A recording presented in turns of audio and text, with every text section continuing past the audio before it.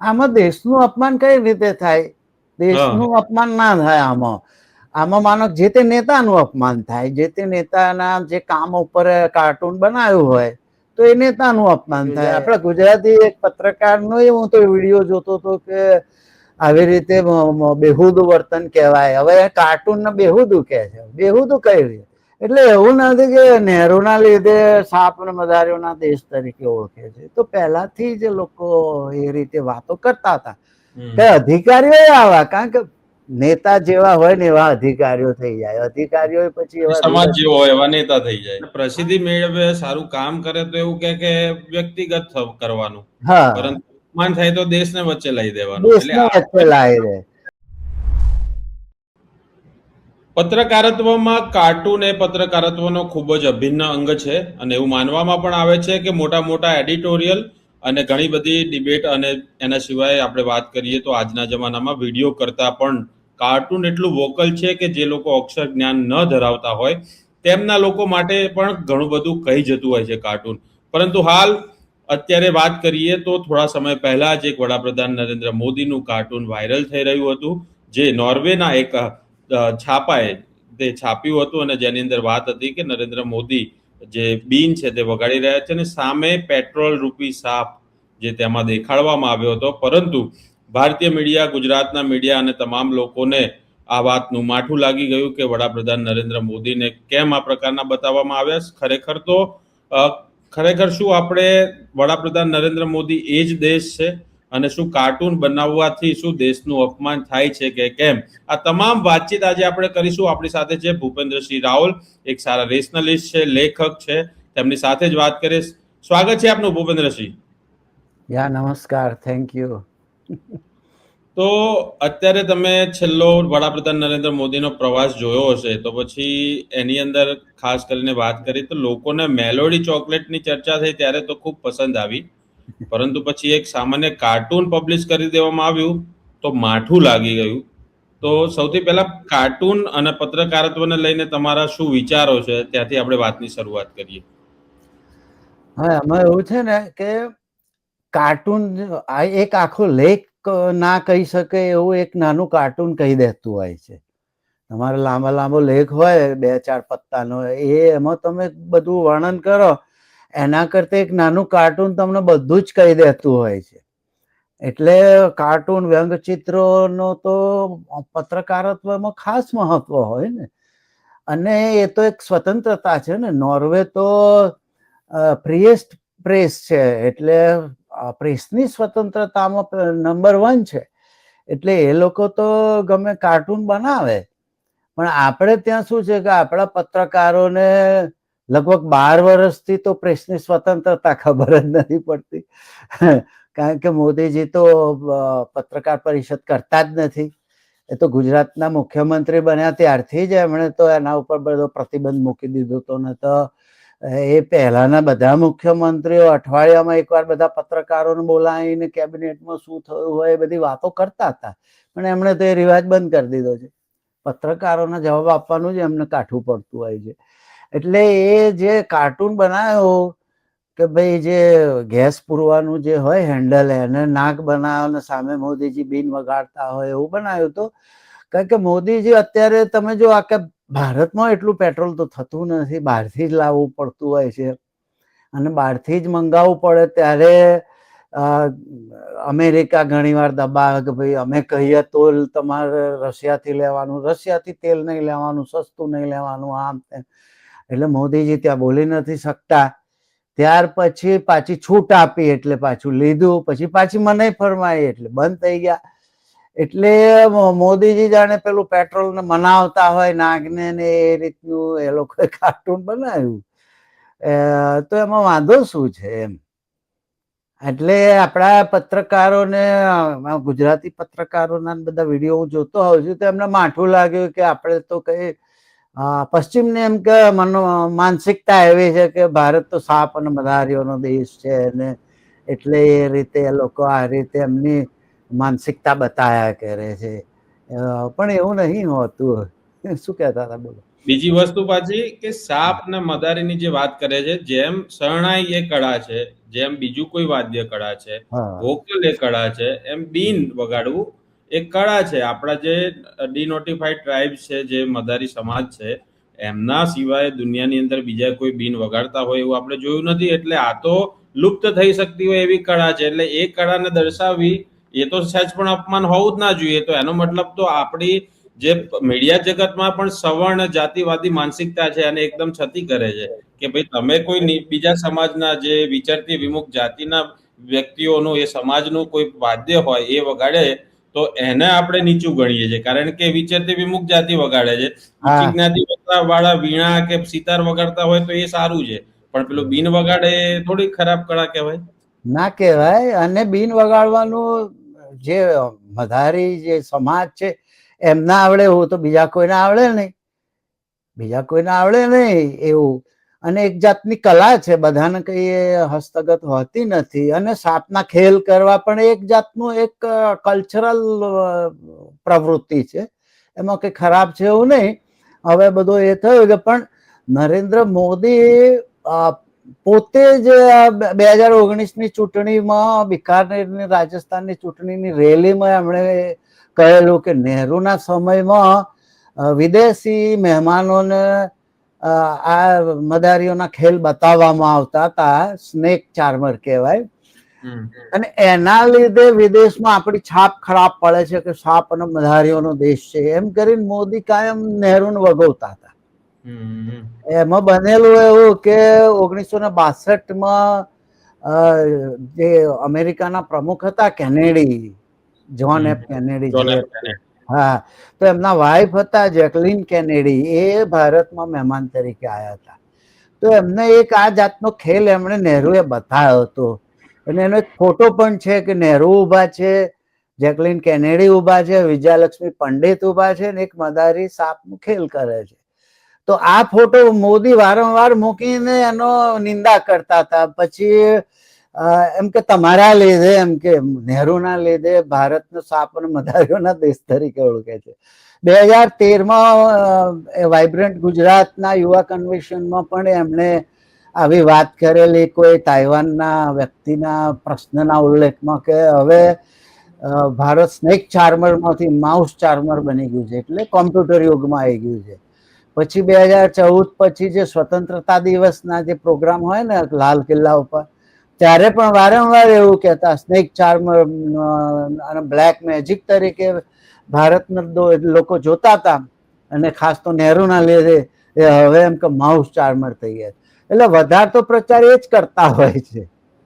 અને હા, અને બીજું શું છે કે ભારતને કઈ નહેરુના લીધે લોકો મદારીઓનો દેશ તરીકે ઓળખે છે એવું નથી.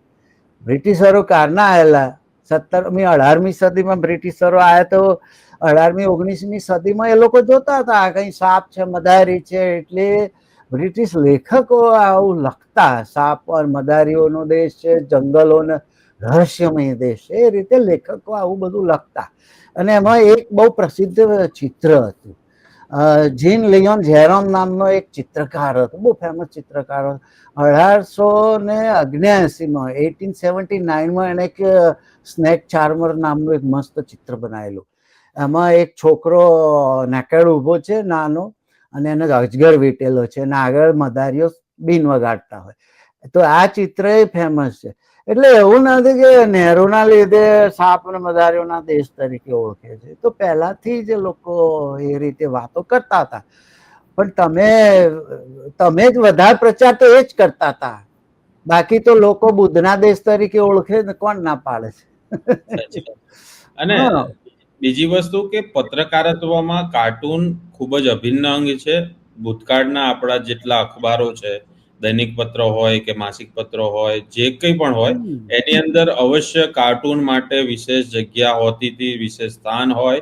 અને અખબારોની ઓળખ એના કાર્ટૂનિસ્ટના આધાર ઉપર થતી હતી. ટાઈમ્સ ઓફ ઇન્ડિયા હોય કે બીબીસી હોય, આ બધા એમના ઉત્તમ ઉદાહરણ છે.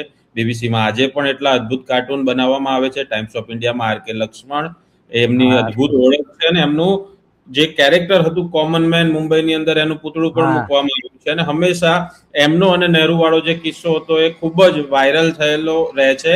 અચૂક એનું વાતચીત અલગ અલગ જગ્યાએ આપણને સાંભળવા મળતી હોય છે. જેની અંદર નહેરુ શું કહેવાય કે જે અધિકારીઓને લઈને આર કે લક્ષ્મણે કાર્ટૂન લખ્યું હતું અને દોર્યું હતું, અને નહેરુએ જોયું ને કહ્યું કે ભાઈ આની અંદર મને ના બક્ષશો, મને ગમશે કે મારું તમે કાર્ટૂન બનાવો. એટલે આ પ્રકારની એકદમ શું કહેવાય વિચાર મુક્તિ હતી, કાર્ટૂનિસ્ટ કાર્ટૂન કરી શકે એ પ્રકારની ભાવના હતી, એ પ્રકારનું પત્રકારત્વ હતું, અને એકદમ લાભો પડી જાય નેતાઓને એ પ્રકારના કાર્ટૂન દોરવામાં આવતા હતા. ઇવન 2014 પહેલાની વાત કરીએ તો ટાઈમ્સ ઇન્ડિયા ટુડે ગ્રુપના પણ તમે એનિમેશન કાર્ટૂન વાળી આખી સિરીઝ હતી, જેની અંદર રૂપિયો ગગડતો હોય અને મનમોહન સિંહ અને પી ચિદમ્બરમ દોડીને એને પકડવાનો પ્રયાસ કરતા હોય. તો એ વખતે દેશનું અપમાન નહોતું થઈ જતું, એ વખતે દેશને નહોતું થયું, પણ અત્યારે દેશનું અપમાન થઈ રહ્યું. આમાં દેશનું અપમાન કઈ રીતે થાય? દેશનું અપમાન ના થાય આમાં માનો જે તે નેતાનું અપમાન થાય, જે તે નેતાના જે કામ ઉપર કાર્ટૂન બનાવ્યું હોય તો એ નેતાનું અપમાન થાય. એનામાં દેશનું અપમાન કઈ રીતે થાય?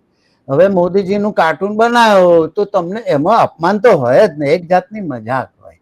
નહેરુ તો સામેથી કહેતા કે મારું કાર્ટૂન બનાવો ભાઈ, મને કઈ વાંધો નથી, એવી ખેલદિલી નહેરુની તો હતી જ. આમને તો મારું ક્રિટિસિઝમ કરો તો પછી ખોટું લાગી જાય. આ તો એક તો કદી પત્રકાર પરિષદ કરતા નથી ને પત્રકારોને તો ગણતા જ નથી.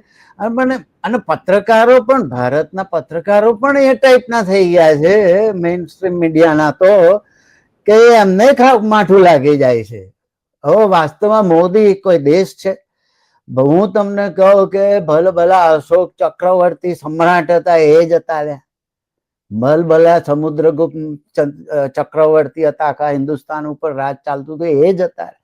અરે બુદ્ધ ને મહાવીર ને રામ ને કૃષ્ણ જેવા ભગવાનો જતા રહ્યા, તો એ દેશ છે કે નહીં? ભારત ભૂમિ તો છે જ. તો ગભલવેલા નહેરુ જેવા નેતાઓ જતા રહ્યા, ગાંધી જેવા નેતાઓ જતા રહ્યા, આપણે બધા જતા જ રહેવા, તમે હું બધા જતા રહેવાના છે, પણ દેશ રહેવાનો છે. તો દેશનું અપમાન કઈ રીતે થાય? જે અપમાન થાય તો જે તે નેતાનું થાય. પ્રસિદ્ધિ મેળવે, સારું કામ કરે તો એવું કે વ્યક્તિગત કરવાનું, પરંતુ અપમાન થાય તો દેશને વચ્ચે લઈ દેવાનું. દેશને વચ્ચે લાવી દે. હવે આ પત્રકારોએ જે કાર્ટૂન બનાવ્યું એમાં દેશનું તો ક્યાં નામ જ નહીં. અને ચલો આપણે માની લઈએ કે જે તે સમયે ઈસરોનું ક્રિટિસિઝમ કરવામાં આવ્યું હતું કે ગાળાની અંદર મિસાઇલ જતું હોય, પરંતુ ઈસરો એનો જવાબ કઈ એ ક્રિટિસિઝમનો એવું નતું કીધું શેનો કાર્ટૂન અમારું છાપી દીધું આ તે. જ્યારે ચંદ્રયાન લોન્ચ થયું ત્યારે આપોઆપ એવા કાર્ટૂન બન્યા કે જો એક સમયે ગાળામાં જતું હતું ને અત્યારે ઓછી કિંમતની અંદર ચંદ્ર પર પહોંચી ગયા. તો એનો જવાબ સામે કામ પૂરું કરીને કરવાનો હોય. હાલ ડીઝલના ભાવ ઉતરી જાય તો આપોઆપ એનો જવાબ મળી જવાનો. નહેરુના એ કાયમ એવો આક્ષેપ કરતા કે નહેરુના લીધે સાપ અને મદારીઓના દેશ તરીકે ઓળખાય છે, એવું એ કાયમ આક્ષેપ કરતા, કાયમ વારંવાર મોદી જ કરતા હતા. નહેરુ તો એથિસ્ટ હતા, એ તો એવા અંધશ્રદ્ધાળુ નહોતા અને એકદમ બિન સાંપ્રદાયિક હતા, વૈજ્ઞાનિક અભિગમ વાળા હતા. એ પોતાને હિન્દુ નાસ્તિક તરીકે, એથિસ્ટ તરીકે ઓળખાવતા હતા. એ તો હતું જ નહીં, એ તો મંદિરે મંદિરે કદી ફરતા જ નહોતા. એ નહેરુ એ ઈસરો વિક્રમભાઈ સારાભાઈને પ્રેરણા આપીને ઈસરો બનાવ્યું, પછી અણુ સંસ્થાન ભાભાને લઈ આવ્યા, એ બનાવ્યો, એમ્સ બનાવ્યા છે, IIM બનાવી, IIT બનાવી, બધી કેટલી બધી વૈજ્ઞાનિક સંસ્થાઓ તો નહેરુએ બનાવી. તો નહેરુ તો એવા હતા જ નહીં સાપના મદારીના ખેલ કરે એવા. ખરેખર ખેલ કોણ કરે છે મદારીના? હાથમાં ત્રિશુલ ને ડમરું લઈને નહેરુ તો કદી ફર્યા નહીં. એ તો મંદિરોમાં ના જતા. હા, યોગા કરતા, શીર્ષાસન કરતા હતા, એવું બધું કરતા હતા. તમે શીર્ષાસન તો કરી નહીં શકતા, પણ આ ડમરું ને હાથમાં મદારીઓ ડમરું વગાડતા હોય ને, તો એ ખેલ કરે છે કોણ? અત્યારે ત્રિશુલ ને ડમરું લઈને કોણ ફરે છે? તો તમે મદારી વેળા તમે કરો છો, નામ નહેરુ નું દો છો, અને કાલે કોઈ તમારું આવું કાર્ટૂન બનાવે ત્યારે તમને તો ખોટું લાગે, પણ પત્રકારોને ખોટું લાગી જાય છે. પત્રકારોને સમજ નથી પડતી કે તમારા પ્રેસની સ્વતંત્રતાની તમારામાં અક્કલ જ નથી, એવું થઈ ગયું આ તો. એટલે પણ પ્રાઇમ ટાઈમ ઉપર આ એન્કરો આઈને મેલોડી ખાવા માંડે ત્યારે એમને ખોટું નથી લાગતું. ત્યારે એમને પ્રાઇમ ટાઈમમાં દેશમાં વધતું પેટ્રોલ, પાણી ના મળતું હોય અનેક શહેરોની અંદર આવી ગરમીની અંદર, એ બધું એમને નહીં દેખાતું, પણ શું કહેવાય મેલોડી ખાય તો એમાં પાછું અભિમાન આવી જાય. હા, અને પેલા કોઈ પત્રકાર હતા, એ તો મેલોડી વિશે બધું કેટલું વેચાણ થયું, ફલાણ થયું, રેકોર્ડ બધું બોલવા માંડેલા. મહત્વનું નહીં, પાછું બહુ ખૂબ જ નહીં તો એના વગર તો દેશ કેમ નો ચાલે? મેલોડી વિશે જાણકારી ના આપે તો દેશ ખાઈ કેમ ના શકે? કોક વાર ઝાલમુરી, કોક વાર મેલોડી. એટલે જાણે દેશમાં તો ફૂડ બ્લોગિંગ ચાલતું હોય એવું પત્રકારત્વ થઈ ગયું છે. એવું થઈ ગયું છે. બાકી હવે આજે જ હું બધા વિડીયો જોતો હતો કે બધી લાઈનો લાગી ગઈ છે, ખેડૂતોને તકલીફ થઈ ગઈ છે, કારણ કે ડીઝલ મળતું નથી, કેરબાલની લાઈનો લાગી ગઈ. પણ એ નહીં બતાવે, એ બધું નહીં બતાવે કે ખરા પ્રશ્નો શું છે, એ નહીં બતાવે. અને મેલોડીની વાતો કરશે. ખબર નથી પડતી કે હવે એ પત્રકારે એ જે પેલી હેલી લેંગ હતી, એને ભારતના પત્રકારો માટે પણ એને એવું કહ્યું કે તમે ભારતના પત્રકારોના સવાલ કેમ નથી લેતા, એવું પણ એને કહ્યું. તો એ તો બધા એને જ વગોવા માંડ્યા છે, એ પત્રકાર બેનને વગોવા માંડ્યા છે. નવાઈ લાગે કે તમને સ્વતંત્રતા શું પ્રેસની એની કોઈ સમજ જ નથી. એટલે આ લોકોએ સાબિત કર્યું કે અમે 157 નંબર ઉપર છીએ, બરોબર છીએ. નહીં, જાણતા અજાણ બની પ્રજાને મૂર્ખ કેમ બનાવી એનું સતત પ્રયત્ન ચાલી રહ્યા છે. આખી બપોર જે ગુજરાતી ગાયનો યુપી ને બિહારની અંદર જેની અંદર મહિલાને ઉતરતી સાબિત કરવામાં આવે, ગુજરાતના અમુક ગાયનોમાં જેમાં મહિલાને ઉતરતી સાબિત કરવામાં આવે, ઇલેક્શનનું રિઝલ્ટ હોય તો બપોરે 2 કલાક તમારે બતાવવાનું એ છે કે એ ગાયનો બતાવવા જેના કારણે ટીઆરપી આવે, અને પછી મોટી મોટી વાતો કરવાની કે મહિલા પત્રકારે કેમ સવાલ કરી નાખ્યો. અને બીજું તો મને એવું લાગે છે કે એ વાતનું દુઃખ હશે કે અમારા વડાપ્રધાનને અમે સવાલ નહીં પૂછ્યા અને તમે બહારના આવીને પૂછી જાઓ. અને પૂછવું તો એવું પૂછો ને કે થાકતા કેમ નથી, કેરી કાપીને કહો છો કે ગોળીને ખાવ છો, તો પૂછવું હોય તો એમને એવું હતું કે એવું પૂછાય, આવી રીતે પૂછી લેવાય કે અમારા વાળાને જવાબ આપો. એટલે મૂળ આ લોકોને આપણા પત્રકાર જગતનું શું થયું છે ખબર નથી પડતી. બાકી પત્રકાર જગતે કાગળ કરી મૂકવી જોઈએ કે ભાઈ તમે 12 વર્ષથી પ્રેસ કોન્ફરન્સ કેમ નથી કરતા, કેમ અમારા સવાલોના જવાબ નથી લેતા. પણ એ લોકો તો મિયાની મીંદડી થઈને બેસી ગયા છે. પણ એમાં તકલીફ એ છે કે એક સમયે એનડીટીવી ના પત્રકાર હતા વિજય ત્રિવેદી, એમણે મોદીજીને કઈ હેલિકોપ્ટરમાં લઈ ગયા હતા. મોદીજી કઈ અમરેલી જતા હશે, ખબર નહીં. તો એ વિજય ત્રિવેદી બહુ દિલ્હીના બહુ મોટા પત્રકાર ગણા હતા એનડીટીવીના. એમણે હેલિકોપ્ટરમાં ટાઈમ નહીં હોય એટલે હેલિકોપ્ટરમાં બેહાડી દીધા મોદીજીએ. પછી એમણે આ અડવાણીને પોસ્ટ ગોધરા હિંસા ને બીજેપી માફી માંગવાની ને જરૂરિયાત વિશે એવા બધા પ્રશ્નો પૂછ્યા ને, તો ત્યાં પણ મોદીજીએ જવાબ આપવાનું બંધ કરી દીધેલું. અને પછી હેલિકોપ્ટરમાંથી ઉતર્યા પછી પાછા લાવવાના બદલે ઉતારી મૂક્યા હતા. અને વિજય ત્રિવેદી આ વાતને બહુ ચગાઈ હતી એ વખતે કે સારું થયું મને હવામાં ના ઉતારી મૂક્યો. અને એને બેઝ ઓફ ઓનર તરીકે એને એ વાતને બહુ ચગાઈ હતી. અત્યારે પત્રકારોને એવું થઈ ગયું છે કે સારા ગુડબુકમાં કેવી રીતે આવું, સારા થવા માટેની હરોળ લાગી છે કે કેવી રીતે સવાલો કોઈ બહારને હેલીબેને પૂછ્યા સવાલો, તો આ લોકો એવું કહીને કે હમણાં 5-6 વર્ષમાં પત્રકારત્વ કર્યું હોય બેને, જેના ટ્વિટર ઉપર બહુ ફોલોવર ના હોય, બરાબર છે, તો પછી એ આઈને કેમની સવાલ પૂછી જાય. એટલે આ તો પત્રકાર હોવું તો એટલે કાલે હું પત્રકાર બન્યો ને એટલે મારે રાહ જોવાની સિનિયર થવું પછી સવાલો પૂછવાની, એ તો પત્રકાર બને એ દિવસથી સવાલ પૂછવાનું પ્રાથમિક કામ છે. આ તો કે હમણાં જ 5-6 વર્ષનો જ અનુભવ, ટ્વિટર ઉપર આટલા ફોલોવર્સ, પણ તમારા આટલા બધા ફોલોવર્સ છે, શું તમે અત્યાર સુધી પૂછી લીધું? અમે ક્યાં પૂછી શકો. અને નોર્વે નાનો દેશ છે, એટલું બધું આમ એ નથી કરતો ઇન્ટરનેશનલ રાજકારણમાં કે યુદ્ધોમાં કદી ભાગ ના લેતો હોય, અને દેશ નાનો છે તો એના ફોલોવર ઓછા હોય ને બધું ઓછું હોય, એમાં શું ફરક પડે છે. પણ ત્યાં પત્રકારોને જે સ્વતંત્રતા છે એવી દુનિયામાં નથી. બીજો નંબર નેધરલેન્ડનો છે, પહેલો નંબર એનો છે. હવે એમણે અગાઉથી જ કહી દીધું, ત્યાં રિવાજ જ છે કે અને દરેક દેશમાં રિવાજ હોય કે 2 દેશના વડા ભેગા થાય અને જોઈન્ટમાં બ્રીફિંગ કરે ત્યારે સામે પત્રકારો હોય જ. તમારે એટલે આમણે અગાઉથી જ આમના અધિકારીઓ કહી દીધું હતું કે મોદીજી કોઈ જવાબ આપશે નહીં, એટલે પેલા લોકોએ બી એમનો રિવાજ તોડ્યો.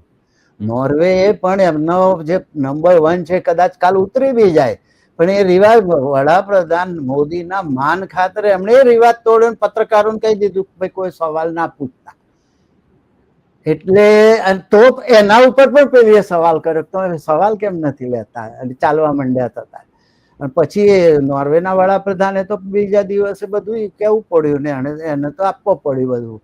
હવે આપણા જે અધિકારીઓ હતા એમણે પાછી સાંજે પત્રકાર પરિષદ યોજી કે પેલી એકવાર એ થઈ ગયું, એક તો વિડીયો જાહેર થઈ ગયો આખી દુનિયામાં. હવે તો જુએ હવે ઇન્ટરનેશનલ ઇન્ટરનેટના ગ્લોબલ જમાનામાં તરત જ બધા સમાચાર ફેલાઈ જાય છે.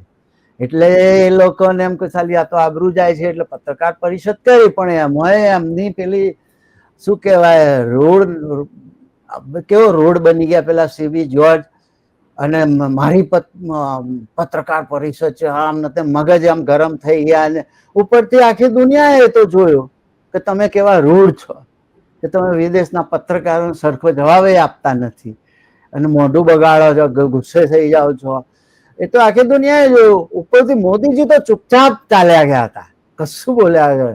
તો એ બરોબર હતું, પણ આમણે તો ઉપરથી વધારે નાટક કર્યું સીબી જોર્જે તો. કે અધિકારીઓ આવા, કારણ કે નેતા જેવા હોય ને એવા અધિકારીઓ થઈ જાય. અધિકારીઓ પછી એવા સમાજ જેવો હોય એવા નેતા થઈ જાય. હા, નેતા ભારતની તો આઈન વસતા નથી. નેતા દાદાગીરી કરતા હોય ને પત્રકાર પરિષદ ના કરતા હોય તો અધિકારીઓને એવું ના જ ગમે ને. અધિકારીઓ પાછા નેતાને વાલા થવાય આવું બધું કરતા હોય. એટલે અધિકારીઓ તો વાલા થવા કરે એક સિસ્ટમ ની અંદર છે, પણ પત્રકારોમાં અત્યારે વાલા થવાની ભયંકર હરોળ લાગી છે.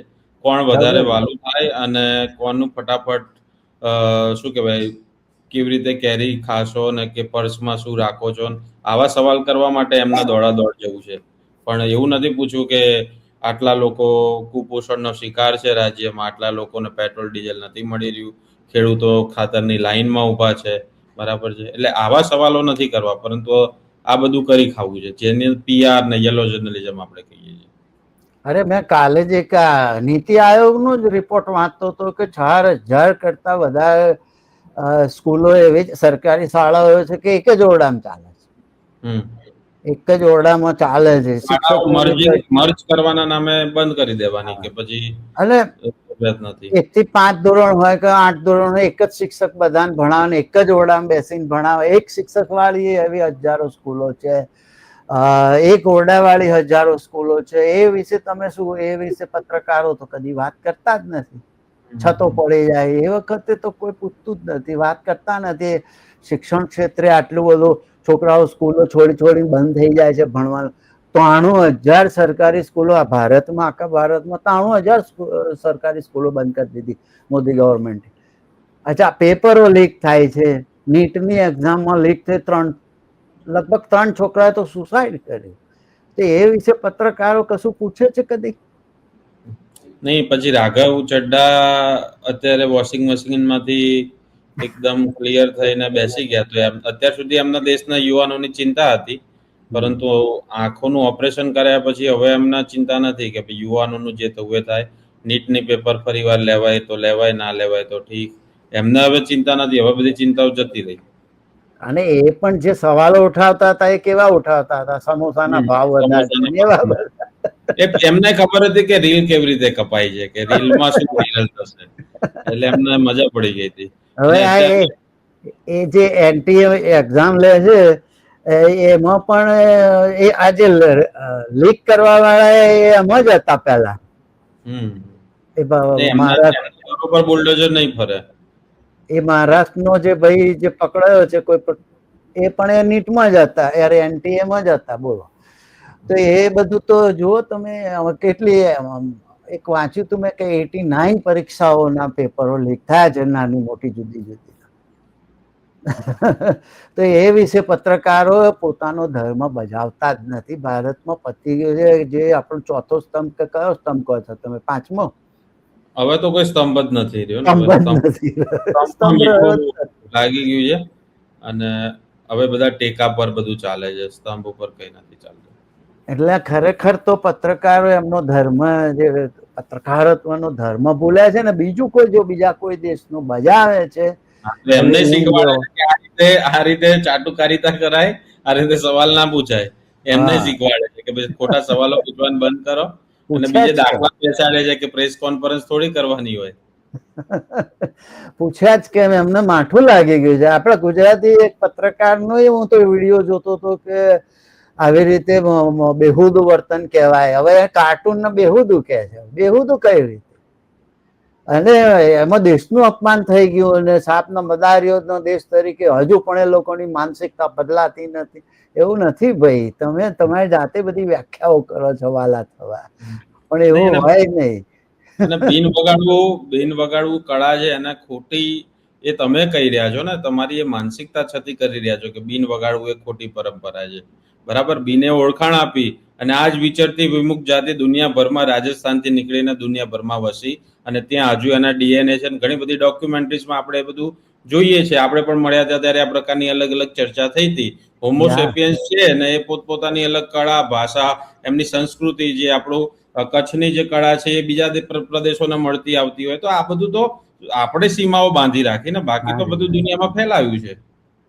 એજ ને, એ જ કેવું છે. પણ આ એક જાતનું વાલા થવાની જ નીતિ થઈ ગઈ છે. બસ મોદીજીનું અપમાન થઈ ગયું એટલે ભારતનું અપમાન થઈ ગયું. મને એ નવે લાગે આમાં ભારતનું અપમાન કઈ રીતે થઈ જાય છે. મનમોહન સિંહ નું અપમાન થતું હતું ત્યારે ભારતનું નતું થતું. ના, એ વખત મનમોહનસિંહ ની બહુ જ કરતા હતા. એ હવે લાફ્ટર ની અંદર તે હસી નાખવાનું બધું જ કરે. મનમોહનસિંહ સુધી ભારતના 67 વર્ષના રાજમાં, માનો 1947 થી 2014 સુધી 67 વર્ષમાં ફક્ત 55 લાખ કરોડ દેવું હતું મનમોહનસિંહ સુધી. પણ 2014 પછી એકલા મોદીજીનું 142 લાખ કરોડ દેવું છે. એકલા મોદીજીનું 12 વર્ષ. મોદીજીનું ના કહેવાય, દેશનું કહેવાય દેવું. મોદીજી થોડા ઘેર લઈ ગયા. ના, મોદીજી ઘેર નહીં લઈ ગયા, પણ દેશના તો ખાડામાં નાખવાનો ને. તો એ વખતે કોઈ બોલતું નથી કે કેમ તમે એ વખતે રૂપિયો, હવે મનમોહનસિંહ વખતે રૂપિયો 62-63 રૂપિયા હતો ભાવ. ત્યારે બધા જ બૂમો પાડતા હતા. અનુપમ ખેર ને જુહી ચાવલા ને અમિતાભ બચ્ચન ને બધા પોસ્ટ મૂકી છે. બધા બૂમો પાડતા હતા. હવે કેમ બોલતા નથી આ લોકો? અત્યારે આજે 95 ને 70 ભાવ છે. એ વખતે સત્યમેવ જયતેના એપિસોડ આમિર ખાન લઈને આવી જતા હતા અને ચકાચક દર અઠવાડિયે એક વિડીયો. એ તો આપણે રાહ જોઈને બેઠા હતા, યુવાન હતા એ વખતે. અત્યારે એક ખાલી કોકરોચ જનતા પાર્ટીનું એક પેજ બની જાય તો એમાં કે પાકિસ્તાન વાળા આવી ગયા, પેલા આવી ગયા. એટલે સામે પોતાના સ્ટેટમેન્ટો બૂમરેંગ થાય, યુવાનો કંઈક કરે તો એ સહન થતું નથી. આ જ કોકરોચ જેને કહેવામાં આવે છે, એ જ યુવાનો યમુના સાફ કરવા નીકળ્યા છે. નદીની અંદર પૂજા પાઓ ના નાખો, એ રોકવા માટે લોકોને સમજાઈ રહ્યા છે, પ્રદૂષિત થતી અટકાવવા માટે. આ જે યુવાનો છે જેમને કોકરોચ કહી રહ્યા છે, રોડ રસ્તામાં લોકોને સિવિક સેન્સના પાઠ ભણાવે છે. આ જ યુવાનો વૃક્ષારોપણ કરે છે. આ જ યુવાનો જે છે એ તમામ જગ્યાએ પશુ પક્ષીઓની સેવા કરતા આવા ઉનાળામાં જોવા મળી રહ્યા છે. ને હવે તો એમણે કોકરોચ વાળું પહેરી લીધું. તમને કોકરોચ જનતા પાર્ટીનો વિરોધ છે, ચલો છે, પણ આ બધા પહેરી લીધા, એમને શું જવાબ આપશો? એ તો બધા સ્વયંસેવક તરીકે કામ કરે છે ને. કરે છે હવે યુવાનો ઉપર તો આધાર હોય બધો દેશનો, ને આપણો દેશ યુવાનોનો દેશ છે. અને તમે યુવાનો સામું જુઓ નહીં, એમને અત્યારે બેરોજગારી છે, નોકરીઓ નથી, અને તમે એમને વંદા કરીને એમને વખોળો તો પછી યુવાનો જાગવાના છે. કારણ કે હું આવું છું તો મને ખબર છે કે ત્યાં નોકરીઓની કેટલી હાડ મારી છે. મારા ખુદ સગાવાલા હોય છે, ભત્રીજાઓ હોય છે, એ 12-15 હજારમાં નોકરી કરતા હોય છે. 15,000માં શું થાય? તે માણસાથી અમદાવાદ અપડાઉન કરતા હોય છે. માણસાથી અમદાવાદ અપડાઉન કરવામાં કેટલો ટાઈમ જાય? 4 કલાક તો અપડાઉનમાં જાય, અને મહિને પગાર મળે માંડ 15,000. તો પછી આને ભણેલો કેટલું? MBA ભણેલો હોય, MCOM ભણ્યો હોય, MBA ભણેલો હોય, નોકરીઓ નથી, બેકારી છે. તો યુવાનો સામું તો જોવું નથી, ભરતીઓ કરવી નથી, કશું કરવું નથી. અને પછી તમારે યુવાનોને શીખવાડવું છે કે આમ કરો ને તેમ કરો ને, એ તો ખોટું જ છે ને એક રીતે. યુવાનો જ આંદોલન કરશે તો પછી કોઈ અટકાઈ નહીં શકે. સાચી વાત છે. મુદ્દાસરની વાત કરી ભૂપેન્દ્રસિંહ રાવલ સાથે. Thank you very much. તમે પણ ટુ ધ પોઈન્ટ વાત કરી અને જે પણ તમે તમારા પર્દાફાશ કરીને કાર્યક્રમની અંદર ગઈકાલે જ મેં આ વિષય પર મુદ્દો જોયો હતો અને થયું કે ચલો વાતચીત કરીએ અને બીજી પણ વિસ્તૃત વાત થઈ. ભવિષ્યમાં પણ આપણે આ પ્રકારની ચર્ચાઓ કરી શકીશું, ખુલ્લા મને કરી શકીશું. અને ક્રિટિસિઝમ એ દેશના રાજકારણ અને પત્રકારત્વનો એક ખૂબ જ મહત્વનો ભાગ છે. તો દેશના નાગરિકો હોય, પત્રકારો હોય, તમામ લોકો દેશના રાજકારણને, દેશના રાજકીય નેતાઓનું ક્રિટિસિઝમ કરે તે ખૂબ જ જરૂરી છે. કાર્ટૂન જેવા જે પત્રકારત્વની પરંપરાઓ છે તે જળવાઈ રહે તે પણ ખૂબ જ જરૂરી છે. કારણ કે અત્યારે હાલ કાર્ટૂન વિસરાતા જતા હોય તેવું દેખાઈ રહ્યું છે પત્રકારત્વમાં, અને પત્રકારોને જ કાર્ટૂન નથી ગમી રહ્યા તે સૌથી વધારે આશ્ચર્યની વાત છે. Thank you very much Bhupendrasinh, આપ જોડાયા બદલ. Thank you. તો આ પ્રકારના અહેવાલો તમને જો પસંદ હોય તો સોમાનની અમારી ચેનલને લાઈક, શેર અને સબસ્ક્રાઇબ કરજો. તમારા જે કંઈ પણ મંતવ્યો હોય તે કોમેન્ટ બોક્સમાં જરૂરથી જણાવજો. નમસ્કાર.